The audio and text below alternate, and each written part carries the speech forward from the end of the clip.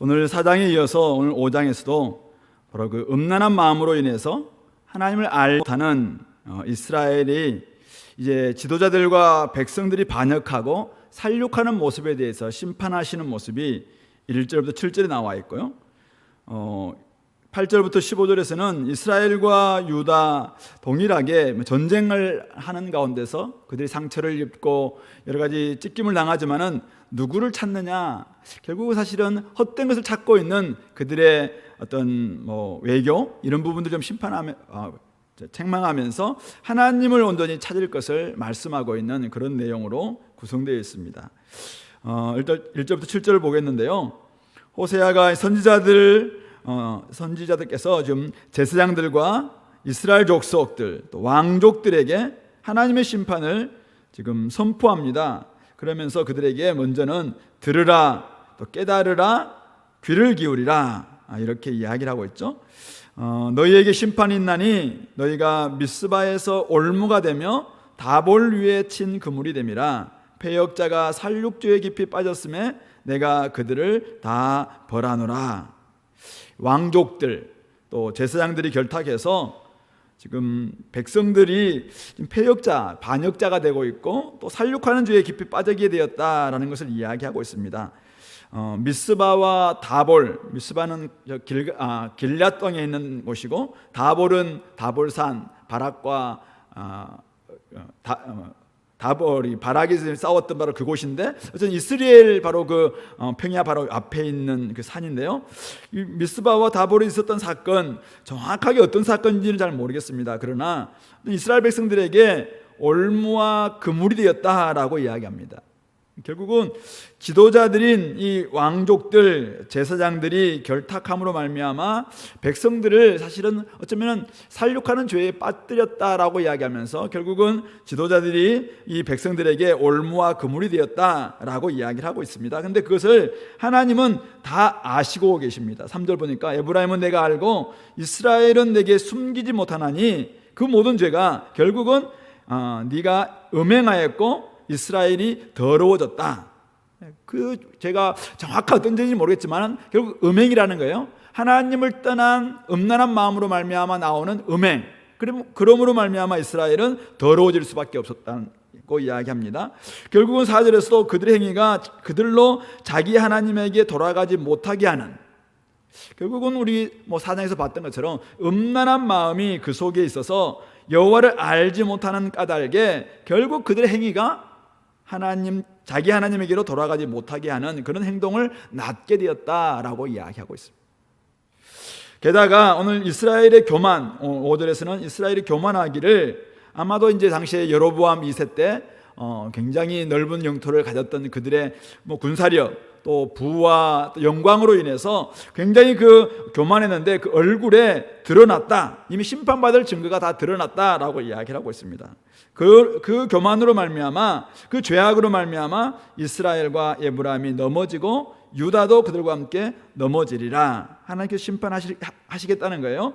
그렇게 하면서 6절에서는 그들이 이 심판을 면하기 위해서 이제 양떼와 소떼를 끌고 여호와를 찾으러 갈지라도 만나지 못할 것은 이미 그들에게서 하나님께서 떠나셨기 때문이다 라고 이야기하고 있습니다. 회개 없는 제사, 음란에서 돌이키지 않는 그런 희생제사, 그들이 여전히 마음은 음란한 마음 가지고 하나님이 아니라 다른 존재를 의지하고 있고 여전히 교만한 가운데서 그들이 이제 하나님의 이런 좀 화를 좀 누러뜨려 보려고 아무리 예물을 가져가 본들 하나님께서 이미 그들에게서 떠나셨다라고 이야기하고 있습니다. 7절은 뭐라고 이야기합니까? 그들이 여호와께 정조를 지키지 아니하고 사생아를 낳았으니, 한마디로 고멜과 음란한 여인 고멜처럼 그들은 정조를 지키지 아니하고 사생아를 낳는 이런 지금 행동을 하고 있는 그들을 향해서 하나님께서 결국은 이미 떠났다라고 이야기합니다. 그러면서 그러므로 세 달이 뉴문 페스티벌이라고, 이제는 월삭 축제라고 이야기할 수 있는 새로운 달에 그들이 이제 매월 첫날 축제라거든요. 이 새로운 달 축제가 그들에게는 소망이고 좀 나름대로 한 번의 기회가 있을 거라고 생각하는 이 월삭 축제가 그들에게는 그들과 그 기업을 함께 삼키는 재앙의 시작이 될 것이다 라고 말씀하고 있는 것입니다. 결국은 하나님은 지금 어떤 분이십니까? 그들의 모든 행동을 낱낱이 다 알고 계시는 분입니다. 그들이 어떤 행동을 하고 있고 어떤 마음을 가지고 있고 그들이 지금 어떤 교만이 얼굴에 드러나고 있고 다 알고 계십니다. 낱낱이 숨기지 못할 정도로 다 알고 있는데 그들은 이 음란한 마음에 미혹된 그들은 하나님을 알지 못하니까 하나님과의 이 사귐이 없고 하나님과의 그 마음을 모르니까 이렇게 하면 하나님이 될 줄 알고 자꾸 착각한다는 거예요. 그러므로 말미암아 그들이 하는 행동 자체가 자꾸만 하나님께 멀어지는 행동만 하고 있는 모습이 아주 대조적으로 나타나고 있습니다.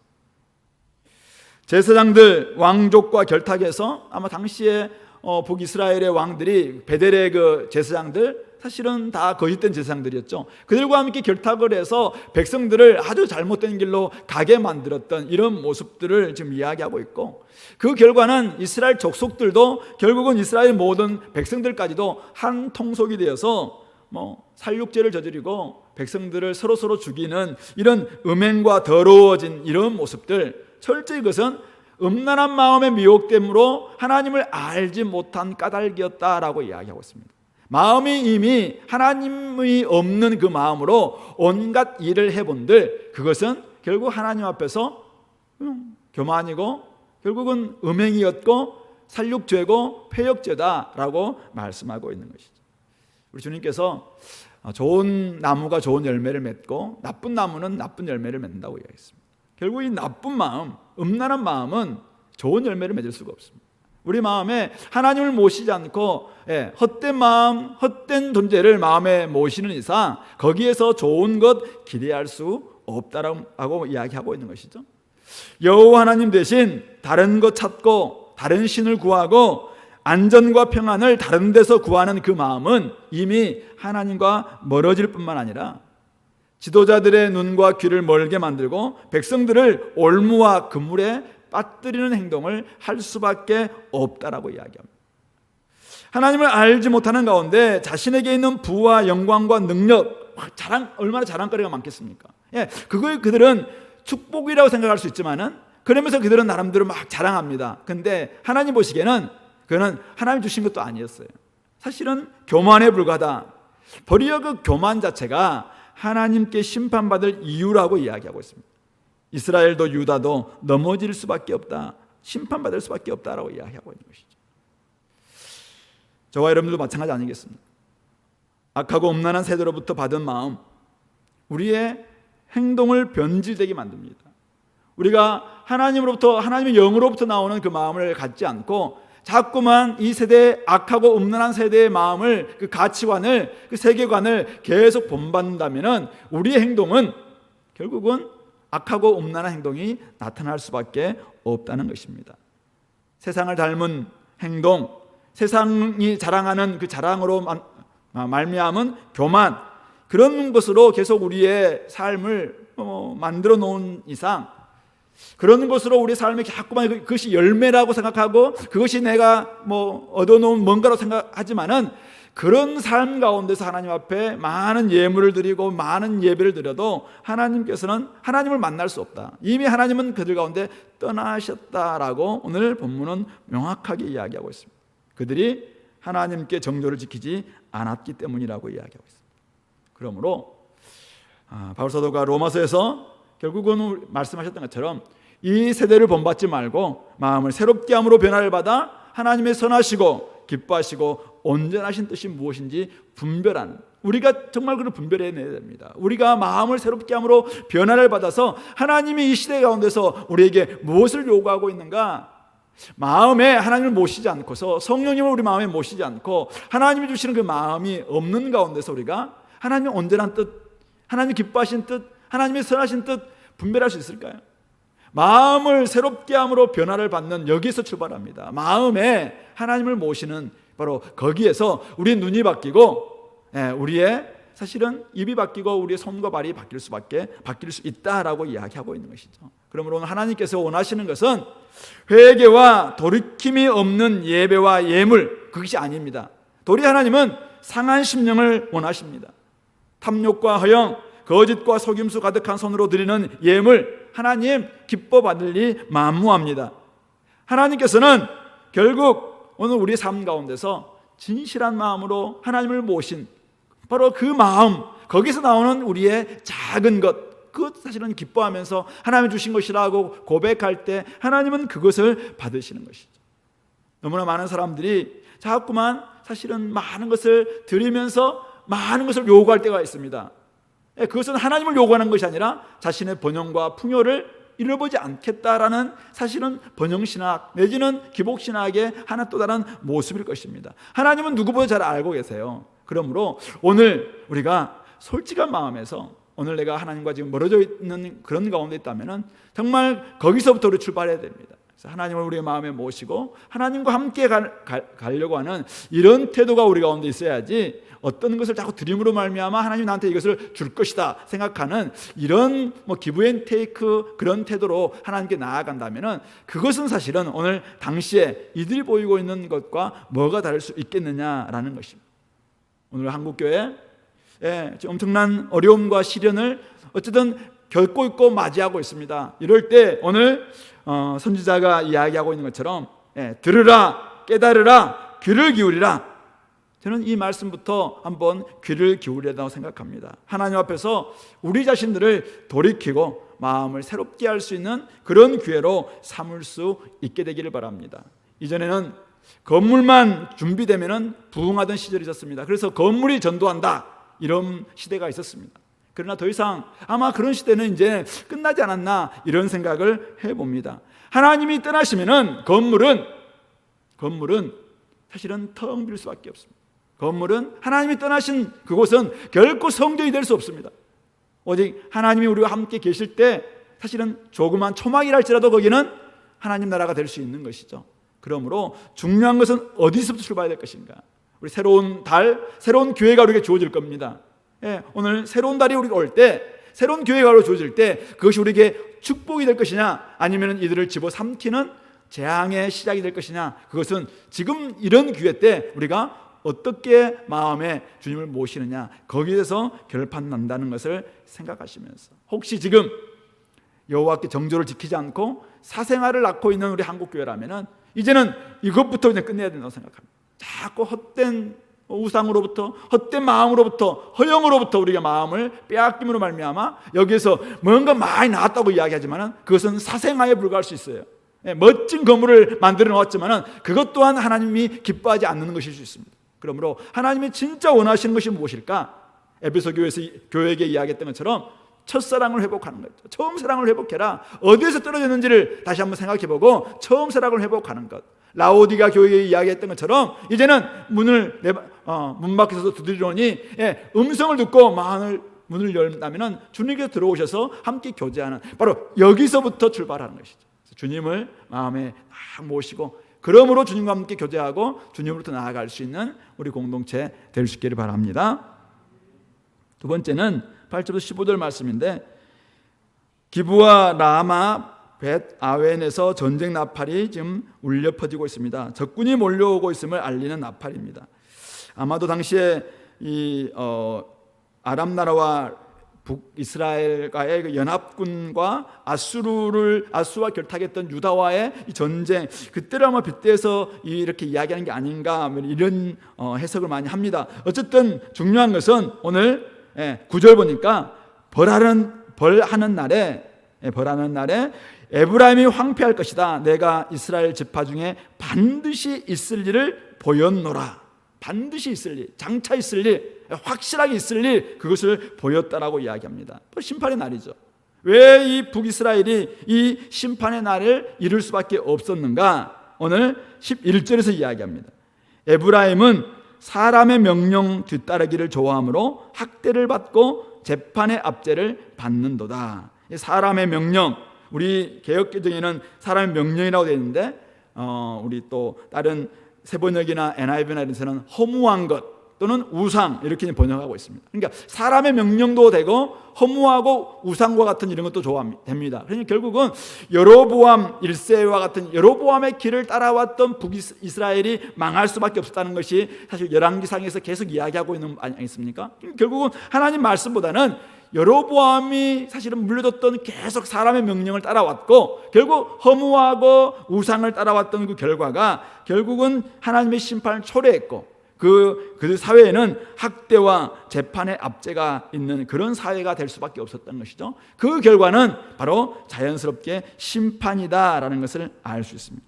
자, 그런데 10절 보면은 유다 지도자들은 경계표를 옮기는 자 같으니 내가 나의 진노를 그들에게 물같이 부으리라. 남쪽 유다 또한 이 전쟁에서 사실은 결국 남쪽 유다도 결국 심판할 것이다 라고 이야기하면서 왜 심판하는가?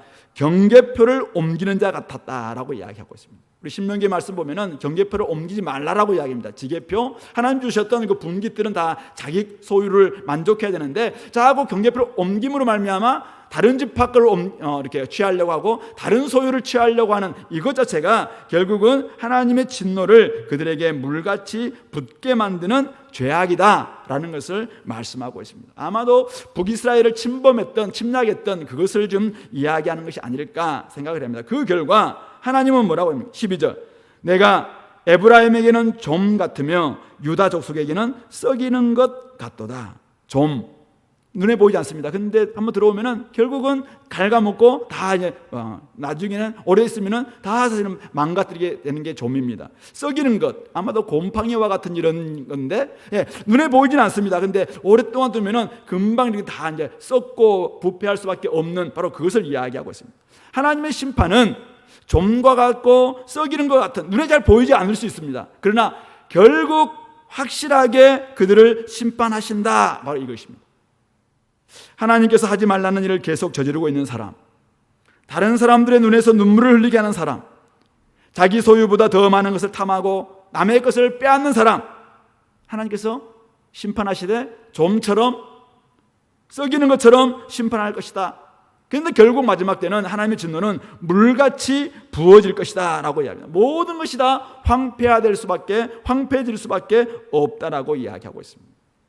하나님의 오늘 심판이 우리 삶 가운데도 바이러스처럼 좀처럼 썩이는 것처럼 눈에 보이지 않지만은 지금 싹 스며들어와 있는지 모르겠습니다. 그러나 우리가 지금은 잘 모르고 있어요. 지금은 내가 아직은 살만하니까 잘 모를 수 있는데 혹시 하나님이 오늘도 우리 삶 가운데서 좀처럼 썩이는 것처럼 바이러스처럼 눈에 보이지 않지만은 지금 심판이 시작될 수 있다라는 걸 우리 경계해야 됩니다. 어떻게 해야 됩니까? 오늘 13절에 에브라임이 자기의 병을 깨달으며 유다가 자기의 상처를 깨달았고 깨달았다는 말은 보았다는 거예요. 자기 병이 지금 좀 중하다라는 것을 보았는데 에브라임은 어떻게 합니까? 북이스라엘 에브라임은 아수르로 가서 야렙 왕, 싸움의 왕인 아수르 왕 디글랏빌라셋을 의미한다고 하는데 어쨌든 그에게 사람을 보내서 그에게 도움을 요청한다는 거예요. 그러나 그는 능히 너희를 고치지 못하겠고 너희 상처를 낫게 하지 못하리라. 왜요?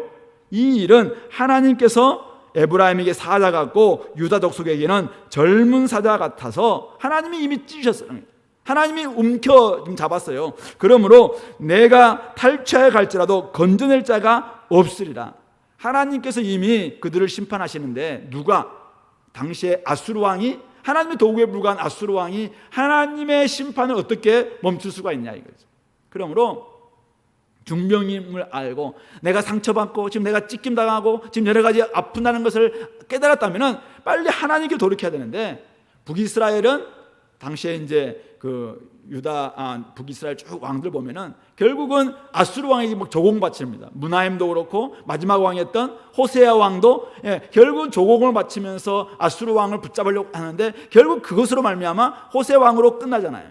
그래서 북이스라엘 망하는 거예요. 남쪽 유다에서는 어떻게 합니까? 남쪽 유다에서는 이사야 선지자가 계속해서 이들도 두려워하지 말고 아수르도 의지하지 말라라고 이야기하면서 바로 이제 임마누엘 그 표적을 보여주는 이사야 그 말씀을 들려줍니다. 근데도 이 아하스는 결국은 아수르 왕한테 가서 다 붙음으로 말미암아 결국 연합군, 결국 아수르를 취하려다가 나중에는 결국 아수르에게 이들이 사실은 당하고 결국 유다마저도 아수르에게 엄청나게 고생당하는 이런 모습 우리가 보게 되는데요, 바로 그것을 이야기하고 있는 거예요. 그러면서 하나님이 말씀하시기는 15절에 그들이 그 죄를 뉘우치고 내 얼굴을 구하기까지는 내가 내 곳으로 돌아가리라. 그들이 고난받을 때에 나를 간절히 구하리라. 상황이 얼마나 어려운지를 알고 그들이 아수르를 정말 도움을 청해 보지만은 결국 하나님께서 내신 상처를 아수르가 결코 고칠 수 없다는 것입니다. 그 죄를 뉘우치고 그 얼굴을 구하기까지는 하나님은 그들에게 아예 쳐다보지 않고 자기 곧 사자이신 하나님께서 자기의 동물 속에 지금 들어가시겠다라고 이야기하고 있습니다. 그렇게 하시면서 그들이 고난받을 때 나를 간절히 구할 것이다. 그리고 구하면서 나중에 이제 결국은 6장 1절로 연결되는 거죠. 그러면서 여호와께 돌아오라. 우리를 찢으셨으나 도로나게 할 것이고 우리를 치셨으나 싸매줄 것이다. 결국 하나님께 돌아갈 때 하나님께서 이제는 자기의 동굴에서 나오시는 그 하나님의 모습을 6장에 가면 이야기하고 있는데요, 어쨌든 회복의 길이 어디에 있는가? 여기 있습니다. 많은 사람들은 자기의 죄를 뉘우치고 하나님의 얼굴을 구하면은 결국 하나님께서 은혜를 주시고 긍휼을 주시는 분이심에도 불구하고 자꾸만 지금의 상처와 지금의 병을 보면서도 그냥 눈에 보이는 강한 세력, 저 야레왕, 저 싸움의 왕, 저 강대국, 거기에 자꾸 의지하려는 이런 태도 자체가 결국은 망하는 길이다라는 것을 말씀하고 있는 것이죠.